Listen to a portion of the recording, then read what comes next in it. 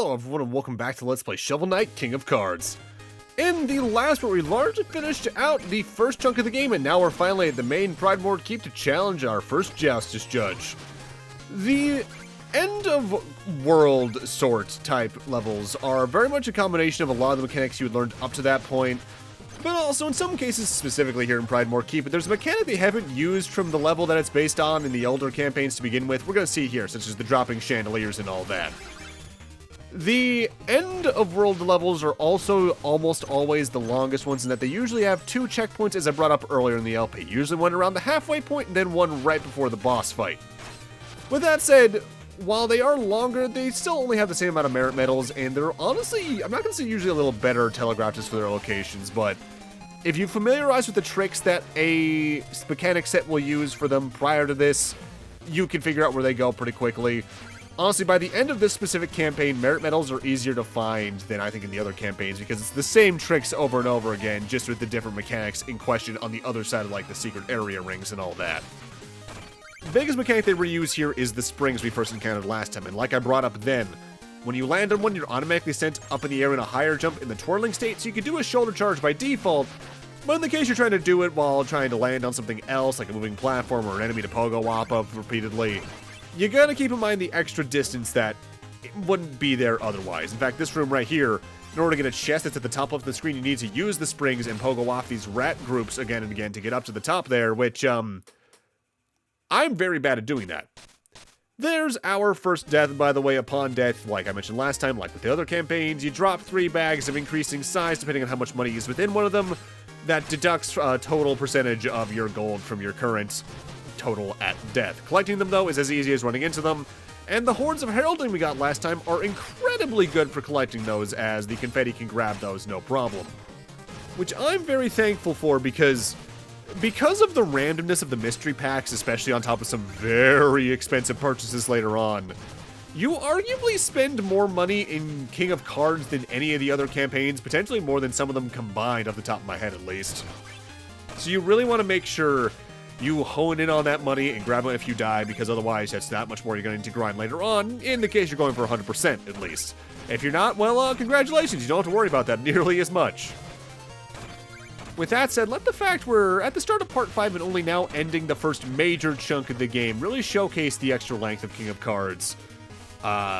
Because in all 3 of the first campaigns, we were either closing in on or approaching the halfway point here, and we're only at just about the 1/3 point here. We're at the equivalent of beating King and Spectre Knight in the first 2 campaigns, for instance, in Plague of Shadows and Shovel of Hope.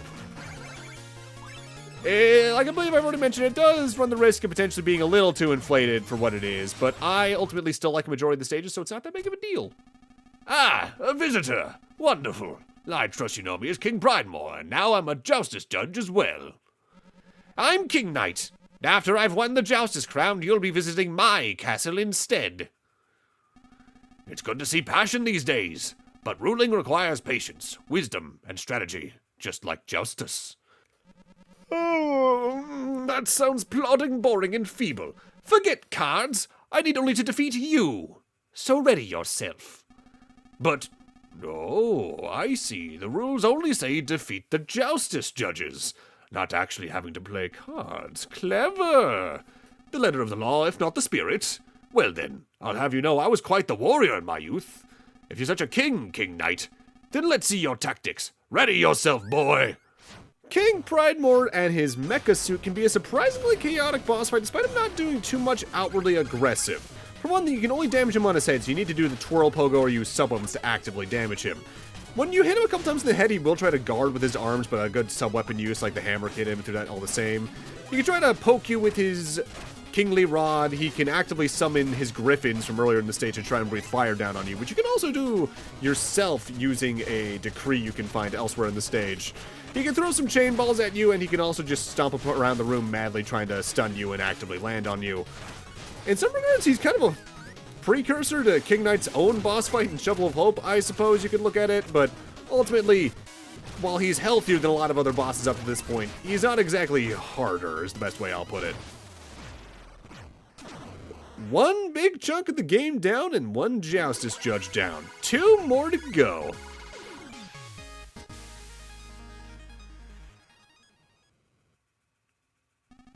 Gracious, what fun! I've not seen a strategy like brash in ages. I've been defeated, yet 2 Joustus judges remain. Perhaps I can aid you on your quest, for I know your next opponent quite well. Come, Plume and Beaky!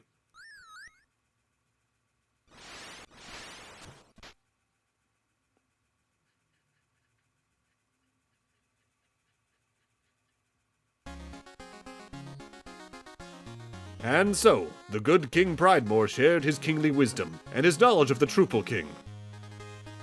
King Knight nodded along vacantly.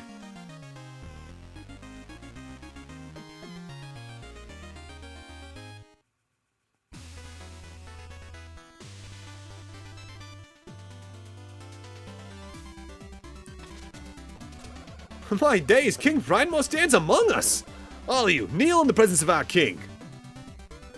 No formalities are needed among friends. I've just met King Knight and glimpsed his strategic brilliance. King Knight, champion of a monarch! Huzzah! Unfurl the banner! King Knight, I'm impressed. You've bested the undefeated King Pridemoor at Joustus? Well done!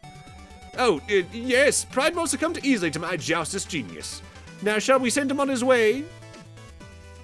Don't fret over me, I'm quite invigorated. In fact, now that I'm here, I could just stay. King Pridemoor, it would be our distinct honor to have you as our guest. Well then, it's a royal flight. Full steam ahead to the Truffle Grotto. I still remember the secret path to the reclusive Truffle King after all these years. But now that King Pridemoor's joined the Glidewing, we also now have a new shop unlocked through his presence, and it's one that's pretty important, honestly. This strong boil is ideal as a smithing furnace. I thought it prudent to resume my old hobby. A wise king needs armor with gleam, my boy. Care to browse? He is our armorer for this playthrough. And like the others, there's one I tend to prefer more than the others, but honestly, they all have a pretty good distinct playstyle to them. I personally prefer the Battery Brigandine, which is this game's version of the charging armors from prior campaigns. However, unlike prior campaigns, it doesn't actually double the damage of your shoulder charge. Instead, when you're charged, it allows you to either charge further, or also charge vertically, either straight up or straight down. Straight down is more useful if you're trying to guarantee you land on a specific platform or not, but straight up can be used to help get you some extra height. Joe King Pridemoor is trained in blacksmithing? I sure didn't. Well, I won't be outdone. I've stepped up my craft too. I've been incubating a clutch of high-end upgrades. Got some quality kit. Want to take a gander? Engineer now also has her latter two abilities for you, the Impact Sparks, as well as the Blast Roll. And if you have my personal recommendation, go for the latter of those two first if you have the money for it. I unfortunately don't yet, but we will. For right now, though, our business on the Glidewing is concluded, so let's jump on off and gain access to our second major map chunk. We already know which our next Joustus Judge is. It's time for us to head after our good old friend the Truffle King, who has really become an ascended extra from just being an E-Core shop back in Shovel of Hope. With that said, we got many more levels and a lot of alternate exits here to get, as you can tell. So let's get started here in Floating Frog Pen. You can see the immediate mechanic right here. We have new versions of Tadvolts who will be in bubbles. However, if you get too close below them, they will just jump out of the bubble. But you can use the bubble itself, like the bubbles we saw all the way back in the first Plains of Passage level, as a target to shoulder charge into and twirl off of. Getting certain of the merit medals here is actually very reliant on this. Coming up here on the next screen, there was another new mechanic. These are leaf blocks. They're sort of like dirt blocks, but they can't be destroyed by most sub-weapons to my knowledge, or by shoulder bashing. They only get destroyed by walking on them and then jumping or walking off. So effectively, they're one-use platforms. They're surprisingly underutilized, though, in this area and campaign, I feel. I feel like they could have done some more interesting layouts of them. With that said, their biggest danger is both to reach this alternate exit over here and in the alternate exit route itself. We got a bunch of them over a bottomless pit. There are actively certain sub-weapons you can get in this chunk of the game that I would recommend actively getting first on our first playthrough just to make this a little safer. Namely, a certain dashing ability or a certain New Super Mario Brothers ability, if you know what I mean, viewers who have played before. With that said, just carefully shoulder dashing makes this not the hardest. Heck, since you can actively shoulder bash into leaf blocks and not have them get destroyed, you can use them as much more safe points to be a bit low to avoid enemy attacks. This is probably overall my favorite chunk of the game, only because it takes a lot of my favorite levels from the original game and actively does some neat things with them, with the exception of one level that I really loathe in this section. Because if you look around, yeah, we got the expanded Truffle Pond into a couple of levels on its own. But also, you can see the Lost City stages, you can see the Explodatorium look, and you can see the Iron Whale itself on the map even. I really like this chunk of the game, which I think, from memory, largely tracks with my memory of the commentaries for the first 3, where I was like, yeah, no, the middle of the game is probably my favorite part. Which, honestly, with more progression-based platformers like this, that tends to be my mentality, I think. Because usually you're past, like, the more hand-wavy, here's the tutorial heavy stuff at the start of the game, and you're not at the, oh, we're just going to be absurd in some cases stuff of their end games. The middle chunk of a lot of platformers is usually where I have the most fun. Heck, even with, like, Mario platformers, that's the case. Like, Mario World, my favorite chunk is, like, the cave world all the way through to just before the final world, really. Once I'm in the Star World or Bowser's area, I'm just like, yeah, no, I'm still having fun, but less. Be careful there, by the way. I have died like that every single time I played the game because I just forget there's a pit right there.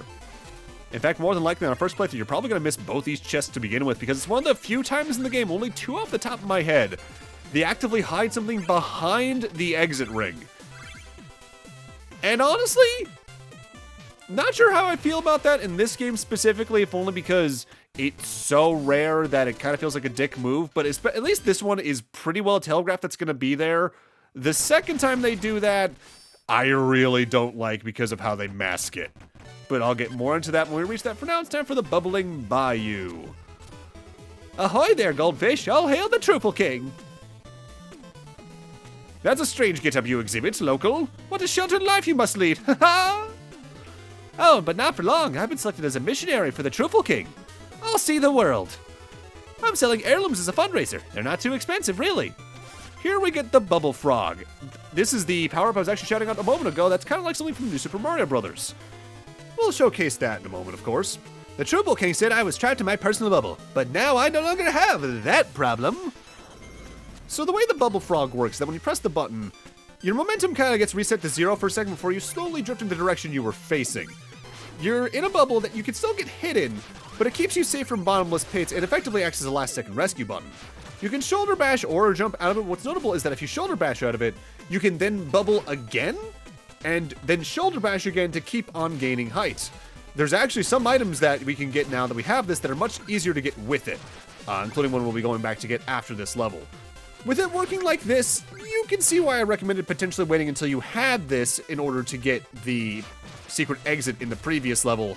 But as you saw, it's still very easy to do without that. It's just that this extra safety net might go a long way. It's also not a very expensive power-up at only 10 vigor per use, so at maximum usages you could have up to 10 of these, so honestly, probably one of the most useful sub-weapons in the game, especially if you're being a little reckless or like being a little safe. It's very defensive for the platforming.